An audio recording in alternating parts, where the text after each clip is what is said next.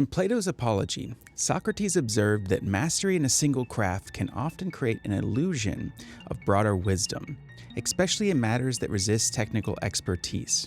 When it comes to role-playing games, the more fluent a designer becomes in the language of systems and narrative, the easier it is for them to forget they're translating things every human already knows by instinct. In the context of health systems in role-playing games, if your abstraction, such as a wound system, is to evoke narrative weight, it first must be carried by the player, not the other way around. Meaning, if the player doesn't understand your health system intuitively, he must bend his understanding of your abstraction to fit his concept of health. It's using twice the amount of processing power to accomplish a single task. The failure is not stupidity, which is why it can even trap the smartest designers.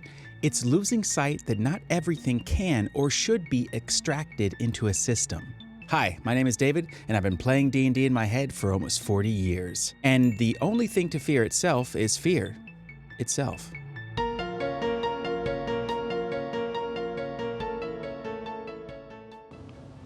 Anyway, I wanted to grow as a writer. I want to do something simple. Show people how amazing wounds are. Are they amazing? I don't know. I think they are. Before we can understand how to develop a useful health system, we must first define its core purpose. There are many nuances for sure, but you don't have to be Elminster to understand its most essential function. There is no better example to me than my experience playing Dark Souls for the first time. It was 3 a.m. I was stuck on the Belfry gargoyles for hours. I had finally managed to figure out the puzzle of how to defeat them, but execution was still a difficult task. I was only a few statues away from victory when it happened. Boom! I got wrecked, took out a chunk of my health, but I still felt confident I could escape. Boom! Oh dear sweet lord, a second strike sliced me down to a sliver of HP. I was on death's door. One more strike and hours of hard work would be gone. My muscles tensed, my vision narrowed, the blood began to pump through my veins like a locomotive. Adrenaline surged, I clenched my cheeks and rolled my way across the battlefield, desperate to get a sip of that orange health potion. In that moment, my body was producing a physical response to danger that was not physically there. In my monkey brain, it had processed the equivalent of a lion flying through the air moments from pouncing. You fools. Was what my body said in response. This was because a bunch of pixels on a screen went from 3/4 full to 7/8 empty. That is the core purpose of a health system in any game, to make you believe on a biological level that the danger is real. Some may argue in a video game, a health system is there as a challenge modifier. Yeah, okay, I can see that. But in a game where the narrative is the primary goal, such as TTRPGs, there is no reason to have a health system at all if the danger could be experienced authentically without it. I mean, we're just telling stories, right? I doubt Tolkien kept track of Frodo's health bar as he journeyed through Mordor, and I don't think J.K. Rowling invented a wound system for narrative consequences when Ron fell off that chess piece. If the players could authentically internalize the danger with nothing but their imagination, then we would have no need for a health system at all. But obviously we do. If the danger is to be believed, it must be coming from the outside. However, the health system must also be intuitive, otherwise the fantasy breaks down. The player checks his phone because he's bored. He is not scared of any danger. The illusion failed. After all, there is actually no danger to be afraid of at the table.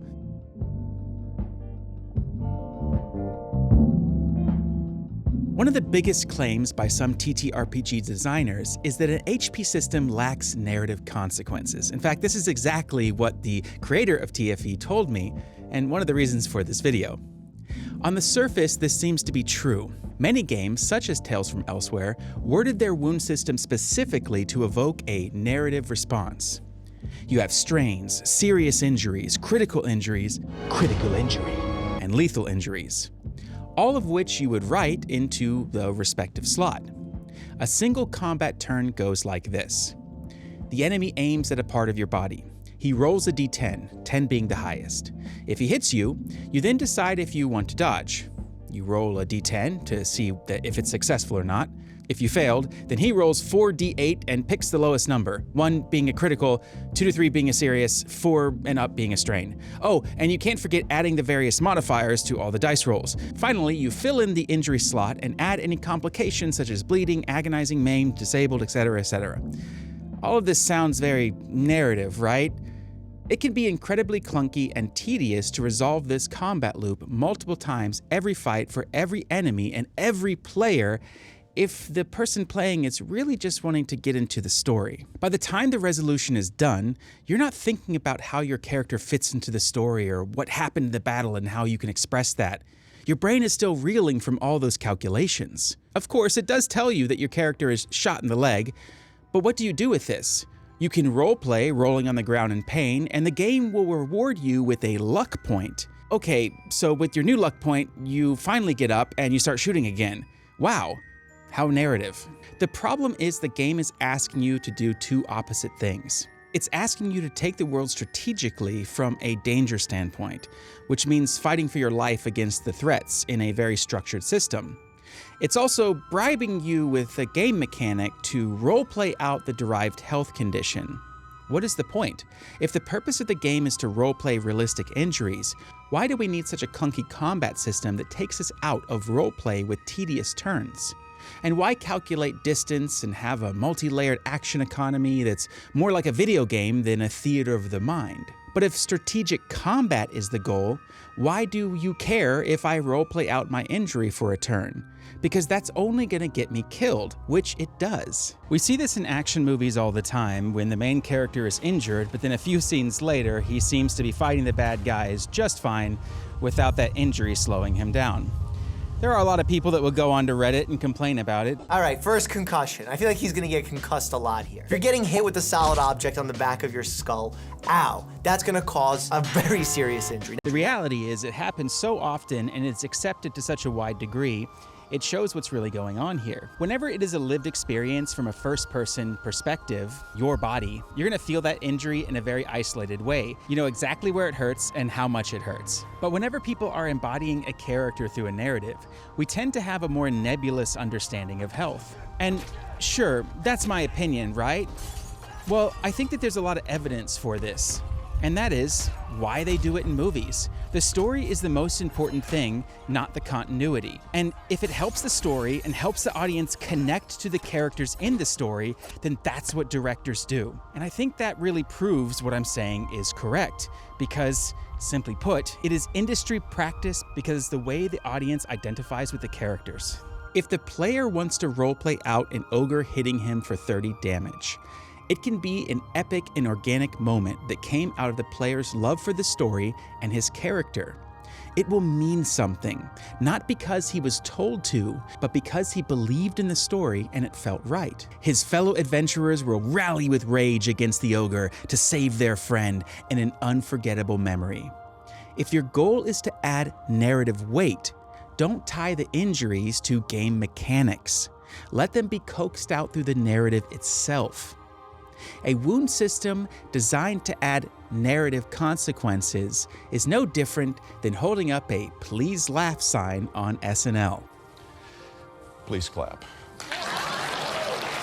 It's not organic, and it pulls them in opposite directions.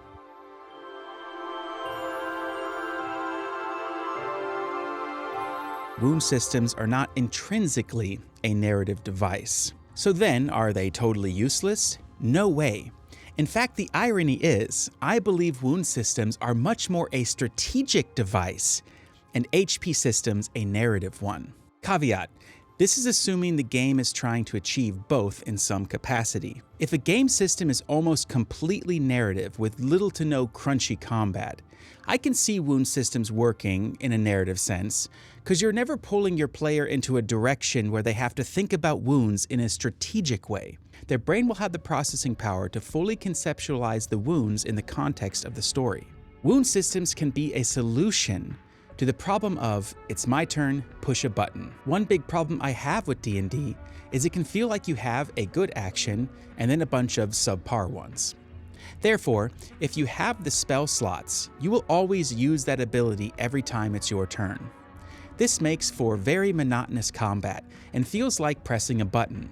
There is no meaningful choice, just an action. One solution could be an interesting wound system that rewards the player by inflicting statuses on the monsters.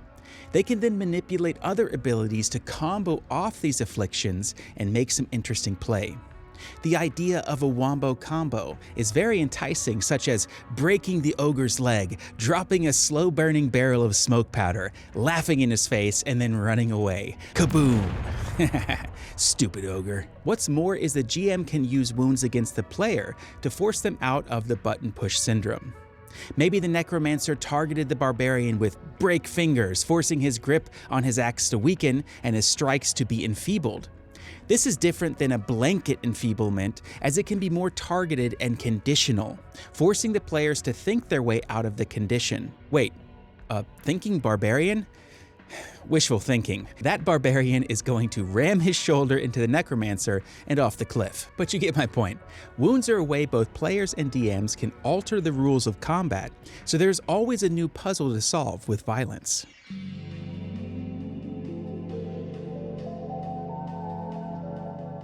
The people who shout, HP systems are so arbitrary, wound systems are way more realistic, because in real life, if an ogre swung his club at your leg, you would be in severe pain and crippled for the rest of the fight.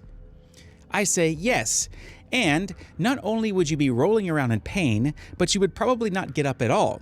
You would pray your party members handle the ogre and then spend the next 6 months to 2 years in a hospital rehabilitating your ability to walk. You would then go back home and settle down with PTSD and never open your door again. Oh, a goblin stabbed you in the gut with a rusty scimitar? Well, you're in a bit of a pickle. If you don't get that wound dealt with immediately, you are going to get sepsis and die. Took an arrow to the knee? Yeah, your adventuring days are over. I don't care what's realistic. We are not playing Dungeons & Dragons as a medical simulator. I mean, do I need to act out my character getting dysentery and crapping himself to death because he didn't wash his hands? None of this is meant to be a perfect approximation. It's meant to be a living fairy tale that you can share with your friends. The second thing I say is, even if a wound system is realistic, who cares? It reminds me of that scene from Adaptation. Yes. Sir, what if a writer is attempting to create a story where nothing much happens, where people don't change, they don't have any epiphanies, they struggle and are frustrated and nothing is resolved? More a reflection of the real world. The real world? Yes, sir. The real f***ing world. First of all, you write a screenplay without conflict or crisis, you'll bore your audience to tears. Secondly, nothing happens in the world? Are you out of your f***ing mind? People are murdered every day. There's genocide, war, corruption. Every f***ing day, somewhere in the world, somebody sacrifices his life to save somebody else. Every f***ing day, someone somewhere takes a conscious decision to destroy someone else.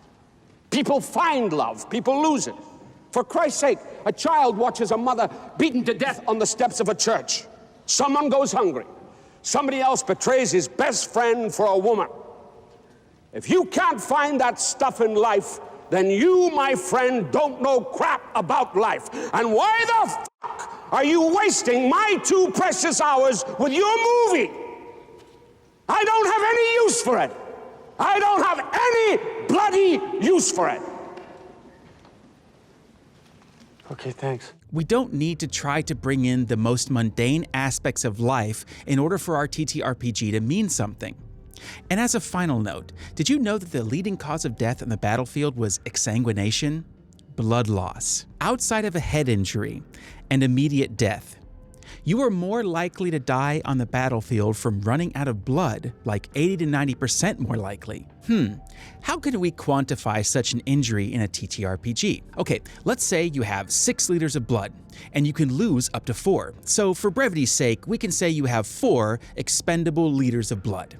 Let's turn that into milliliters so there is some granularity.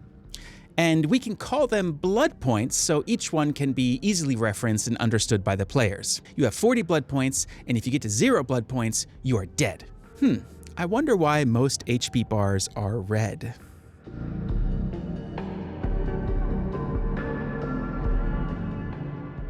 There is a certain kind of authority that develops in niche communities when someone spends enough years inside a system. Eventually, disagreement with them is treated as naivete. The problem with this is that new ideas, energy, and minds will become less and less present, leaving us with stale ideas and rotting old kings. But why is it that the TTRPG developers who bash the health point system can also seem blind to the weaknesses and convoluted monotony of a poorly done wound system? The answer was hinted in the beginning of this video. They have made a critical mistake of equating narrative consequences of injury to gamification of narrative consequences of injury. You see, narrative is a subject that eludes technical expertise. There's absolutely structure to a narrative, but especially when narratives are shared amongst people, they become something more. But these developers are experts in gamification systems and narrative structure. And these are important building blocks of any TTRPG and must be understood to truly realize your own game. However, one should never forget the mechanisms of play and storytelling are not isolated to their respective fields. They are transformative and transcendent. Play and storytelling become something more in the crucible of the imagination, and it reaches heights of influencing our very identity. Just go watch a child play with his G.I. Joes and you'll see what I'm talking about. The purpose of a health system isn't just to gamify the narration of combat. It is to give real weight to the arbitrary choices the players will make, so that the group can share a common language while they craft an epic tale together, building bonds and forging friendships. That is why we play this game. This is David the DM. I hope you learned something and have a good game. I doubt Tolkien kept track of rubber baby bunky bumpers. We're just telling a story, right? I doubt Tolkien kept track of I doubt Tolkien kept a tractor. And it's not likely J.R.R. Tolkien was also the one who wrote Harry Potter. And I don't think J.K. Rowling. Why do you guys have the same name? We are just telling stories, right? I doubt Tolkien kept I doubt Tolkien kept. I doubt Tolkien. I gotta reword that. Okay. Nailed it. I nailed it. Tales from Elsewhere. All right, I think that was it. Yeah.